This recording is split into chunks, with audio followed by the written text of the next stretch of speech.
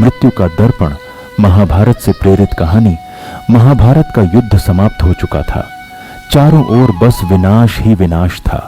कौरवों का समूल नाश हो चुका था और पांडवों ने हस्तिनापुर का राज सिंहासन संभाल लिया था। लेकिन यह विजय उनके मन को संतोष नहीं दे पा रही थी। युधिष्ठिर, जो धर्मराज कहलाते थे, अपने मन में उठ रहे प्रश्नों से व्याकुल थे। क्या इतनी मौतें न्याय संगत थीं? क्या उन्होंने सच में धर्म का पालन किया था? इन्हीं सवालों का उत्तर पाने के लिए वे एक दिन अपने भाइयों के साथ एक वृद्धा के पास पहुंचे, जो अपने पुत्र की मृत्यु पर विलाप कर रही थी। गौतमी और मृतपुत्र गौतमी नामक वह वृद्धा एक विधवा थी। उसका पुत्र हाल ही में मृत्यु को प्राप्त हुआ था। वह विलाप कर रही थी, लेकिन उसका विलाप सामान्य नहीं था।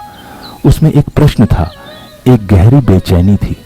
जब युधिष्ठिर ने उसके पास जाकर सांत्वना दी तो उसने क्रोध और पीड़ा भरे स्वर में पूछा, राजन, तुम धर्मराज कहे जाते हो, मुझे बताओ, क्या यह धर्म है? मेरा पुत्र निर्दोष था, फिर भी काल ने उसे क्यों छीन लिया? क्या मृत्यु का कोई नियम नहीं है? युधिष्ठिर इस प्रश्न का उत्तर नहीं दे सके। वह स्वयं इस दुविधा से जूझ रहे थे कि मृत्यु किस आधार पर अपना चयन करती है। सर्प, मृत्यु और न्याय। तभी अचानक एक काला सर्प उस शव के पास आकर बैठ गया। युधिष्ठिर और उनके भाइयों ने तुरंत अपने अस्त्र निकाल लिए, लेकिन गौतमी ने उन्हें रोक दिया। राजन, इसे मारने का कोई लाभ नहीं, गौतमी ने शांत स्वर में कहा। युधिष्ठिर चकित हुए।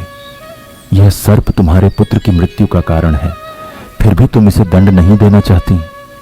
गौतमी ने उत्तर दिया, मैं यह जानना चाहती हूं कि यह सर्प ही असली दोषी है या नहीं। युधिष्ठिर ने सर्प से पूछा, क्या तुमने इस बालक को डसा? सर्प ने उत्तर दिया, हां, मैंने इसे डसा, लेकिन मैं केवल एक निमित्त था।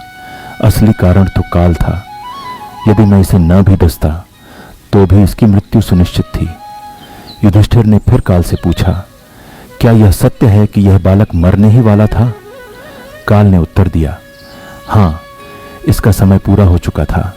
मैं केवल इस नियम का पालन कर रहा था जिसे स्वयं सृष्टि के कर्ता ने बनाया है। गौतमी की अंतर्दृष्टि। युधिष्ठिर ने यह सुनकर गौतमी की ओर देखा। अब तुम क्या कहोगी माता? गौतमी ने गहरी सांस ली और कहा, मृत्यु का कोई दोषी नहीं होता राजन। मृत्यु केवल एक दर्पण है जो हमें हमारे कर्मों और नियति का प्रतिबिंब दिखाती है।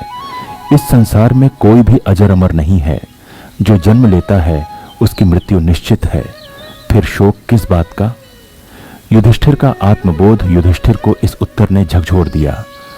उन्होंने स्वयं कितने ही अपनों को खोया था और अब उन्हें यह समझ आ रहा था कि मृत्यु को दोष देना निरर्थक है। उन्होंने गौतमी से कहा, हे माता, आज आपने मुझे एक महत्वपूर्ण ज्ञान दिया। मैंने युद्ध में अनेक लोगों की मृत्यु देखी और सदा यही सोचता रहा कि क्या यह धर्म था, लेकिन अब समझ आया कि यह केवल कर्म और नियति का चक्र था जिसे कोई नहीं टाल सकता। शिक्षा गौतमी की यह सीख हमें सिखाती है कि मृत्यु का दोष किसी पर नहीं मढ़ा जा सकता। यह केवल एक दर्पण है जो हमारे कर्मों और नियति का प्रतिबिंब दिखाती है।